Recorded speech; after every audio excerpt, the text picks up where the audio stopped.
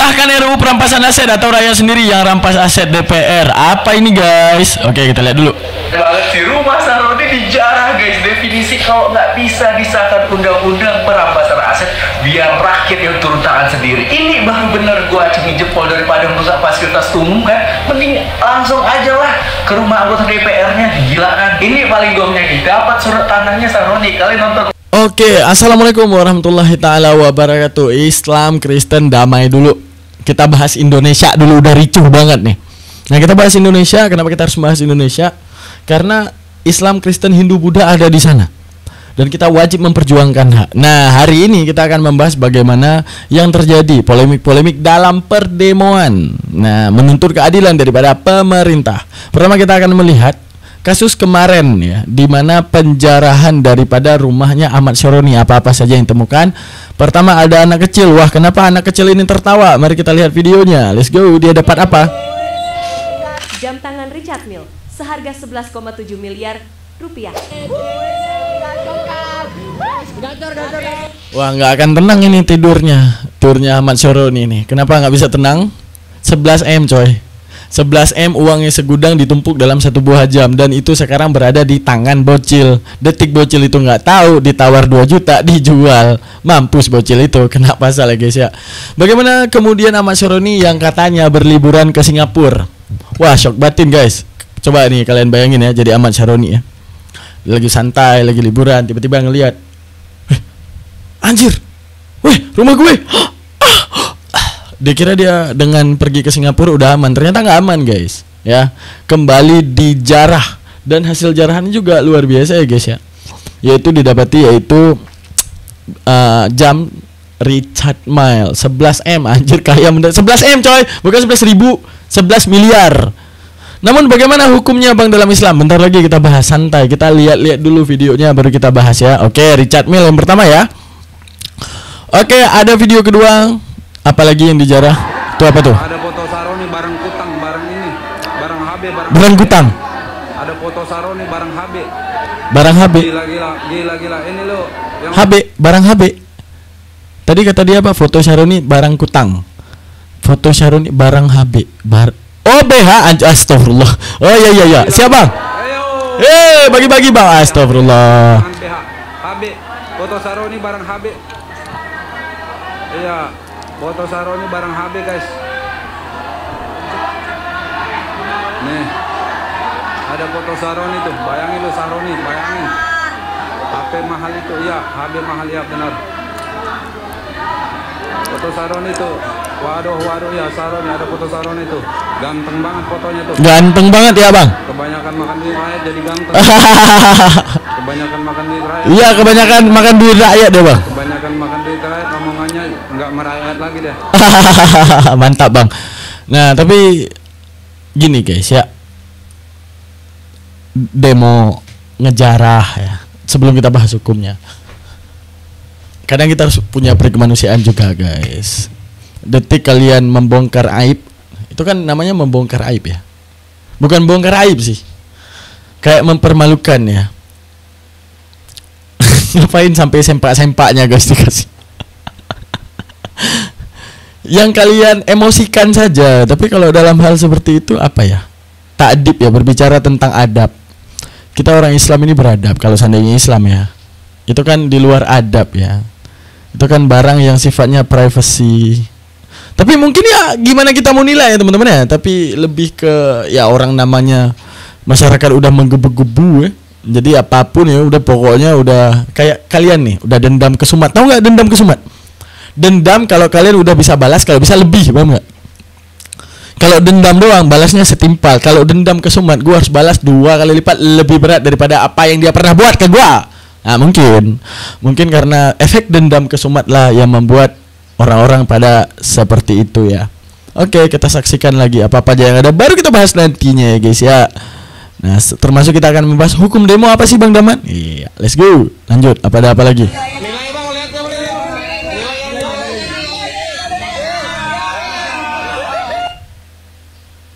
Nilai ijazah Syaroni isinya 6 semua ya. Nilai ijazah Syaroni guys yang didapati oleh warga yang isinya 6. Ya kayak gitulah pemerintahan kita diisikan oleh orang-orang yang modelan kayak gitu. Padahal di luar sana begitu banyak orang yang intelektual, bernilai tinggi, tapi kalah nama sehingga tak mampu bersuara. Cuman bukan masalah itu guys. Sebenarnya dalam memimpin sesuatu itu nggak butuh orang pintar, tapi membutuhkan orang yang sadar. Artinya membutuhkan orang yang sadar itu bagaimana? Gini guys, semua punya otak. Saya, lembu, biawak, kucing, ya, anjing, kuda lumping, kuda lumping, paus, punya otak semuanya. Cuma dibedakan antara kita dengan binatang, tahu nggak? Di detik kita punya kesadaran terhadap fungsi otak. Nah, di detik fungsi otak itu berfungsi, ya, artinya ada kesadaran terhadap fungsi otak, maka akan terbentuknya moralitas. Mana pembuktiannya Bang Daman? Coba kalian lihat. Misalnya kayak kalian melihat harimau. Harimau memangsa rusa hidup-hidup. Padahal harimau punya otak. Kenapa dia memangsa hidup-hidup? Kenapa nggak dimasak aja? Kenapa nggak apa dengan cara yang bagus? Kenapa masih hidup itu lambungnya dikeluarin sambil digigit-gigit? Nggak punya otak itu harimau. Ada otaknya. Cuma yang nggak ada kesadaran sehingga tidak terpicunya kepada moralitas, hingga terbangunnya kepada alam mereka yang namanya hukum rimba. Tapi kepada kita yang terbentuk moralitas, maka detik kita lapar, kita akan memikirkan jangan pernah melaparkan orang lain. Detik kita nggak sanggup dizolimi, juga kita akan berpikir nggak akan pernah mungkin kita itu akan menzolimi orang lain. Itu pastinya. Tapi kalau cuma sekedar otak, lalu apa beda kita dengan simpanse? Lalu apa beda kita dengan monyet, dengan kera? Karena sama-sama punya otak. Bedanya, detik kita diberikan kesadaran otak, moralitas akan terbentuk. Apalagi kita punya agama. Nah, di detik kita punya agama, maka agamalah yang akan membendung dan mengekang, dan juga akan membuat kita terkekang di atas moralitas yang baik. Ya. Maka Indonesia ini cuma butuh satu, orang yang sadar terhadap fungsi otak. Detik fungsi otaknya sadar, dia mewujudkan kesadaran yang terhadap fungsi otak. Lalu apa yang akan terjadi? Moralitas akan terbentuk, maka dia tidak akan menjarah dan tidak akan mengambil yang bukan haknya. Karena apa? Dia tahu di detik aku lapar, pasti saat orang lain lebih lapar, bagaimana pertanggungjawaban aku saat aku sendiri tidak mau merasakan lapar. Ya. Kalau kita bilang dipimpin oleh yang pintar, begitu banyak yang dipimpin oleh orang pintar guys. Negara-negara yang identik korupsi juga kadang-kadang dipimpin oleh orang yang pintar. Tapi detik kesadaran mereka tidak punya terhadap fungsi akal, yaitu yang penting gua tenang, orang lain bodoh amat, itu kan nggak terbentuk fungsi kesadaran. Jadi ibaratnya gini, terjadilah hukum kebinatangan. Apa hukum rimba? Gua di atas, lu di bawah, gua injek. Ya sama juga, lu singa, berarti ya setiap rusa lu harus bunuh, setiap rusa lu harus gigit, setiap rusa harus lu mangsa. Bodoh amat cara mangsanya gimana. Nah, itu terbentuknya kebinatangan, bukan kemanusiaan. Detik terbentuk kemanusiaan itu ketika kesadaran terhadap fungsi otak terbentuk sehingga terbangun moralitas. Maka disitulah manusia yang sadar tersebut tidak akan menzalimi manusia lainnya, karena dia sadar aku adalah manusia bukan binatang. Tapi detik dia berlaku seperti binatang, berarti ada kesadaran yang tidak aktif. Maka patutnya orang yang seperti itu, pemimpin yang zalim seperti itu, anggota DPR yang berlaku seperti itu, patut kita katakan binatang. Kenapa? Karena fungsi terhadap kesadaran otaknya tidak aktif. Ya, jadi tidak ada pembeda antara manusia dengan binatang. Jadi mereka yang berlaku tanpa ada kesadaran terhadap fungsi otak tidak jauh berbeda dengan binatang gitu guys. Ya, kita lanjutkan. Apalagi sahkan RUU perampasan aset atau rakyat sendiri yang rampas aset DPR. Apa ini guys? Oke, kita lihat dulu. Banget sih, rumah Saroni dijarah guys. Definisi kalau nggak bisa disahkan undang-undang perampasan aset biar rakyat yang turun tangan sendiri. Ini baru bener gua acungi jempol daripada merusak fasilitas umum kan. Mending langsung aja lah ke rumah anggota DPR-nya, gila kan. Ini paling gongnya nih, dapat surat tanahnya Saroni. Kalian nonton live kan nggak tadi? Ini kocak banget sih. Bener-bener asetnya si Saroni. Wih, tas mahal guys, tas mahal. Ada jam tangan mewah. Ini kalau DPR nggak becus kerja, biar rakyat yang turun tangan. Udah bener, rakyat lagi marah menyampaikan aspirasi rakyat. Sampai ada yang meninggal, dia malah kabur ke Singapura. Kan anjing. Nih berikutnya nih guys, viral ini guys, diduga si Eko kabur ke Cina untuk belanjakan. Sialan. Nah ini dia biang-biang keroknya ya, siap-siap kalian nih. Buya-buya juga harus ya. Ini peringatan buat semua pemerintahan termasuk anggota DPR. Sahkan rancangan undang-undang perampasan aset atau rakyat sendiri yang perampas aset kalian. Mantap bang, mantap, mantap. Sahkan perampasan aset ya guys ya. Tapi gini teman-teman sekalian, baru kita masuk ke hukumnya ya. Kita bahas tipis-tipis tentang hukum dan apa yang terjadi. Kalian mau aku buka hadisnya? Kalian mau aku buka hadisnya? Biar aku buka nih hadisnya. Aku bahas dulu, nanti kalian cari sendiri. Kebetulan aku udah lama di pondok dan juga aku ngelihat. Kata Rasulullah tuh gini. Apa kata Rasulullah? Ini kita berbicara tentang hukum demo dulu. Oh jangan. Perampasan dulu lah. Bentar lagi hukum demo. Oke. Masalah perampasan guys. Kira-kira yang diambil warga itu sah menjadi milik warga tersebut nggak? Enggak. Justru miris. Kenapa miris? Gini teman-teman, ini kita bahas secara fikih ya. Kita nggak punya bukti yang kuat bahwa itu orang korupsi. Itu satu. Tapi kita sendiri yang mengangkat dia sebagai DPR, kemudian dia mendapat gaji. Setelah dia dapat gaji, dia beli barang. Maka apakah barang itu masih dihitungkan sebagai harta rakyat? Tidak, menjadi harta milik. Apa harta milik? Yaitu sahnya ijab dan kabul, sahnya jual dan beli, maka menjadi harta milik. Kalau ada orang yang memaksa untuk mengambil tanpa ada sepengetahuan ataupun izin, maka dihukumi mencuri. Maka warga yang mengambil harta tersebut, perampasan hal tersebut, maka akan dihukumi sebagai pencuri. Cuma saya agak miris guys. Terus bang, mereka boleh ambil harta kita sembarangan, dikorupsi sama mereka. Buktinya guys, itu paling penting. Bukti. Tanpa bukti kita hanya bisa menduga. Oke. Tapi dia bang zolim bang. Bang, dia zolim kepada kita bang. Kita miskin gara-gara dia. Ya udah. Kalau kita kembali kepada hukum Allah, dia punya harta, dibalik punya harta dia beli sesuatu jadi milik buat dia, lu ambil jadi perampok lu. Cuman yang mau kita bahas terkait dengan bubarkan DPR, saya sangat setuju. Karena perlakuan rakyat terhadap perampasan itu menunjukkan bahwa tidak ada yang patut untuk menjadi perwakilan warga negara Indonesia. Jadi barang gini, warga negara Indonesia tidak ada satupun yang dapat mewakili warga negara Indonesia lainnya. Kenapa seperti itu Bang Daman? Coba perhatikan teman-teman. Harga diri yang diinjak-injak, itu harga diri kalian yang kalian injak-injak di balik perampasan tersebut. Kenapa saya bilang harga diri kalian yang kalian injak-injak? Kalian melawan pemerintah dengan tujuan, wahai pemerintah, kami melakukan demo ini karena kalian merampas harta kami, harta rakyat. Tapi justru kalian sendiri yang mempertontonkan bahwa kalian juga bisa merampas. Paham maksud saya? Yang kalian gugat kata rampas, tapi kalian melakukan rampas. Maksudnya gimana bang?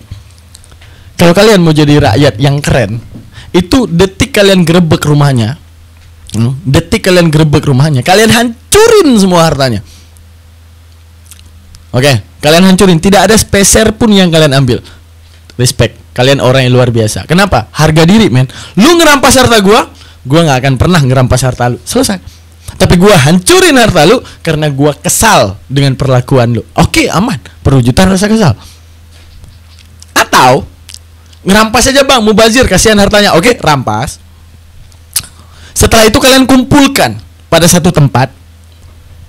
Terus kalian jual, begitu dapat hasil tersebut kalian bangun infrastruktur kampung kalian yang belum kelar apa gitu. Sekalipun ini haram, tapi setidaknya harga diri kalian tidak terinjak-injak. Kalian berhasil menunjukkan bahwa lihat kami, seharusnya hartamu bisa kami miliki pribadi, tapi tidak, kami kumpulkan dan kami bagikan untuk infrastruktur yang belum pernah kamu bangun, dan kami membangun hal tersebut demi rakyat. Misalnya jembatan rusak, kami bangun lagi. Misalnya ada ini apa gitu, uang tersebut digunakan untuk kepentingan bersama. Tapi di dalam video tersebut, dalam perampasan tersebut, apa yang kalian tonton? Justru kalian mempertontonkan bahwa jikalau kalian berada di posisi dia dan jadi DPR, kalian juga akan merampas harta masyarakat Indonesia lainnya. Gimana maksudnya Bang Daman? Nah, seperti itu. Orang yang tadinya merampas hartanya Syaroni kemudian dibawa pulang untuk pribadi. Coba orang tersebut kita taruh di kursi DPR. Sama nggak kejadiannya? Sama. Orang itu dia berani ngerampas. Harga dirinya yang dia injak. Tapi coba dia pertahankan harga diri dengan menghancurkan semuanya, ataupun dia kumpulkan dan dia bagikan. Tapi tidak, semuanya kemauan pribadi. Semuanya berlandaskan kemauan pribadi. Semuanya berkeinginan terhadap pribadinya gitu. Jadi menunjukkan apa? Bahwa setiap orang Indonesia itu selalu mementingkan pribadinya daripada khalayak ramai. Makanya kita nggak butuh orang pintar, tapi kita butuh orang yang sadar. Detik yang sadar, aku lapar, maka tidak akan kubiarkan orang lain lapar. Detik aku sadar, aku benci dia menjarah hartaku, maka aku juga tidak akan menjarah harta siapapun. Tapi tidak, justru aku benci kau menjarah, lihat aku menjarah. Itu salah besar harga diri kalian yang kalian pertaruhkan. Maka slogan bubarkan DPR adalah hal yang sangat tepat dan yang terbaik. Kenapa? Ya seperti tadi, Indonesia telah mempertontonkan bahwa setiap warga Indonesia tidak patut dan tidak akan pernah bisa mewakilkan kepentingan warga Indonesia lainnya. Kenapa? Itu yang terjadi. Itu yang terjadi. Kalian injak harga diri kalian, justru kalian melakukan sesuatu yang tidak berlandaskan khalayak, tapi berlandaskan pribadi. Detik kalian berada di kursi DPR, ya semua akan berlaku sama, teman-teman. Oke, kita lanjutkan lagi. Oh, tunggu. Hukum demo. Nah, kita akan bahas hukum demo. Nah, terserah kalian cari di Google aja lah. Malas aku tunjukin data. Rasulullah ngomong. Ini aku tanya kepada kalian. Rasulullah ngomong gini loh. Rasulullah ngomong dengan sahabat yang bernama Huzaifah. Apa dikatakan kepada Huzaifah? Wahai Huzaifah, suatu saat, suatu hari nanti akan datang kepada kalian itu pemimpin-pemimpin. Kata Rasulullah. Yang di dalam hatinya itu ada setan. Hanya cangkangnya saja manusia, tapi otaknya otak setan. Huzaifah bertanya, ya Rasulullah, kalau kayak gitu kejadiannya, apa yang harus kami lakukan ya Rasulullah? Rasulullah menjawab, taatilah, patuhilah. Sekalipun punggungmu dicambuk, sekalipun hartamu diambil. Nah, kesimpulannya dulu. Pertama, kira-kira demo boleh nggak? Teman-teman, kira-kira demo boleh nggak? Oke, kita akan mengambil kesimpulan pertama. Oh, berarti demo nggak boleh sesuai apa yang dikatakan oleh Rasulullah. Oke. Makanya pentingnya belajar hadis. Nah, tapi Allah Ta'ala dalam Al-Hujurat ayat 7, Allah katakan, Allah hadiahkan kepada setiap manusia keimanan. Dengan keimanan tersebut akan membangun cinta. Dan dengan keimanan tersebut akan membangun rasa kebencian terhadap kemungkaran, rasa kebencian terhadap maksiat, rasa kebencian terhadap kefasikan. Nah, kata Allah, yang namanya iman akan timbul rasa benci terhadap kefasikan. Ditaksis oleh hadis Rasulullah. Artinya Rasulullah juga ngomong. Apa kata Rasulullah? Apa kata Rasulullah? Rasulullah berbicara, apabila seseorang manusia melihat kemungkaran, itu hadis Al-Arba'in 34. Apabila seorang manusia melihat kemungkaran daripada manusia lainnya, oke? Maka tegahlah, fayughayyir, maka ubahlah. Nah, ingat kata Rasulullah fayughayyir. Yughayyir itu kata-kata yughayyir, ubahlah, yang step by step. Artinya apa? Wajib adanya gerakan perubahan. Nah, tegahlah dengan perbuatanmu. Kalau enggak bisa dengan lisanmu, lidahmu. Kalau enggak bisa dengan hatimu. Nah, gawat nih. Rasulullah ngomong, kalau kamu melihat kefasikan daripada manusia lainnya, maka yughayyir, bukan fasna, bukan cegah, bukan. Fayughayyir, adakan rencana perubahan. Nah, ini hadis kok bilang masalah demo. Ini kok boleh demo? Karena salah satunya untuk merubah tatanan negara yang zalim, yaitu dengan melakukan penyuaraan aspirasi agar semuanya berubah. Tapi dalam hadis Rasulullah yang tadi ngomong apa? Kalau hartamu diambil, kamu dicambuk, taatilah dan patuhilah, tidak boleh menggugat. Ayo, gimana? Ini beradu nih. Tadi kata Rasulullah, hartamu diambil, dicambuk, taatilah, patuhilah, itu kata Rasulullah. Oke. Yang kedua ngomong, baru beriman kalau sudah membenci kemungkaran. Allah Ta'ala ngomong Al-Hujurat ayat 7. Ditaksis oleh hadis Rasulullah. Dalam hadis Arba'in 34, apa kata Rasulullah? Kata Rasulullah, ubahlah kemungkaran. Kalau kamu melihat kemungkaran dengan perbuatanmu, dengan lisanmu, orasi, ya, orasi, narasi, aspirasi, dan ubahlah dengan hatimu dengan membenci hal tersebut. Gimana? Rasulullah suruh ubah, tapi satu waktu suruh taat. Gimana? Nah, gini penjelasannya. Karena banyak guys yang bawa hadis, demo itu nggak boleh, demo itu haram, Rasulullah nggak suka orang demo-demo. Sejak kapan coy? Pelajari yang benar. Rasulullah itu sama seperti kita. Kita harus melihat konteks berbicara gini. Saya Daman dan kalian manusia lainnya, saat berbicara pun kalian itu punya timing dan punya maksud saat berbicara. Begitu juga Rasulullah. Kadang ada sesuatu yang berlaku konteks masa itu doang, ataupun yang berlaku selamanya. Paham maksudnya? Untuk menunjukkan apa? Bahwa kita harus meneliti dulu ini hadis lagi ngomongin apa. Nah, saat Rasulullah ngomong dengan Huzaifah, Rasulullah itu berbicara tentang sistem monarki. Apa kata Rasulullah? Sistem monarki, kalian tahu sistem monarki? Nih, dalam Islam dulu ada sistem monarki. Apa monarki? Sistem kerajaan yang rajanya itu diwarisi dari secara turun-temurun. Contohnya Bani Umayyah. Nah, kata Rasulullah, nanti mereka hati-hatinya bagai setan, yang cangkangnya manusia tapi isinya setan. Walaupun hartamu dicambuk, walaupun punggungmu dicambuk, hartamu diambil, taatilah. Rasulullah sedang berbicara seperti itu. Kalau nanti kita melihat dulu ya, era Rasulullah, era masa sahabat itu masih sistem demokrasi, di voting sehingga jadi khalifah. Tapi di era Bani Umayyah semuanya berubah menjadi monarki. Daripada raja kepada mahkotanya, kepada putra mahkota, kepada anaknya, anak kepada cucu, dan semuanya. Rasulullah bukan bilang Bani Umayyah kayak setan, bukan. Justru di tangan Bani Umayyah Islam menyebar luas, bukan. Mau dibilang nanti akan ada sistem monarki, karena monarki bukan Bani Umayyah saja, di seluruh dunia ada yang sistem monarki. Nah, ini yang dibicarakan Rasulullah, bukan Bani Umayyahnya. Dikatakan gini, kalau nanti tatanan daripada kepemerintahan sudah memakai hukum monarki, di mana hukum monarki yang memikirkan negara adalah raja dan ratu dan serta keluarganya, kalian enggak boleh bantah. Kenapa? Sekalipun kalian dizolimi, tapi negara ataupun kekaisaran tidak mengizinkan kalian memprotes kekaisaran, taatilah dan patuhilah. Sekalipun harta kalian diambil, sekalipun pajaknya tinggi, sekalipun bahu kalian hancur dicambuk oleh pemerintah tersebut. Itu maksud hadis tersebut. Kalau ada sistem monarki dan kalian nggak dibebaskan untuk bersuara. Nah, Indonesia mengusung sistem apa? Monarki ataukah demokrasi? Demokrasi. Arti demokrasi itu adalah di mana setiap warga Indonesia itu memiliki kebebasan berpendapat. Bedanya monarki nggak ada izin. Monarki itu nggak ada izin untuk berpendapat, di mana tatanan negara diatur oleh kerajaan. Tapi sistem demokrasi itu boleh berbicara. Nah, disitulah apa kata Rasulullah. Di detik kalian boleh mengkritik pemerintah.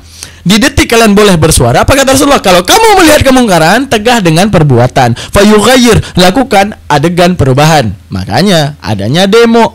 Karena kita telah diizinkan untuk berdemokrasi. Karena kita udah diizinkan untuk bersuara. Karena kita udah diizinkan untuk berpendapat. Di detik kita diizinkan untuk berpendapat, maka maksud hadis yang diberlakukan adalah kalau kamu melihat kemungkaran, tegah dengan perbuatan. Datang. Selanjutnya dengan lisan, keluarkan aspirasinya. Selanjutnya yang nggak sanggup datang, cukup dengan benci kebijakan pemerintah kalau itu justru menzolimi rakyat. Kecuali itu ternyata proyek Fufufafa berhasil dan Indonesia ini menjadi monarki, hingga akhirnya Indonesia ini cuma boleh dipikirin oleh satu keluarga doang. Nah, kita terpaksa harus mengikuti, tidak boleh demo. Karena apa? Telah batallah hak berbicara. Itu yang dikatakan Rasulullah. Paham? Jadi hadis ini beda-beda maksud.